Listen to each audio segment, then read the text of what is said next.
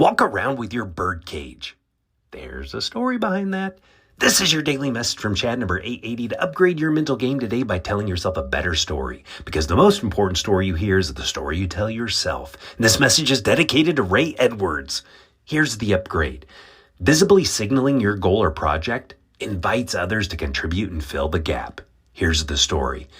A professor was working on a research paper. He carried an oversized folder around, and in a thick black marker he had written, "If you carry a birdcage around long enough." That was it, just that line. If you carry a birdcage around long enough. People would see it and ask him what it was. That had nothing to do with his research topic. It was just a prompt. He would explain that it was his research paper, and then, of course, they would share something about the topic. He gathered all the information and resources for his paper just by following that process. The saying is, if you carry a birdcage around long enough, somebody will give you a bird. People want to help. There are people out there who can support you. This isn't about constantly asking for handouts, but there are people out there who will help you succeed. This concept isn't about birds, but helping others with resources, connections, opportunities, and more. Imagine carrying a birdcage.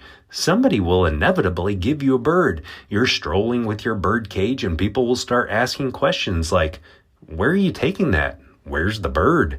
What kind of bird do you want? Why don't you have a bird?" They might even mention their own experiences like, "My cousin owns a pet store," or "My mom's looking for a new home for hers." Put yourself, your birdcage, and your intentions out there. People are more than willing to help, so just let them know what you're up to.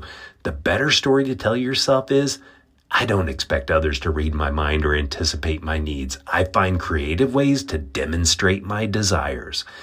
One of the saddest responses someone can say to you is, "I didn't know you wanted that."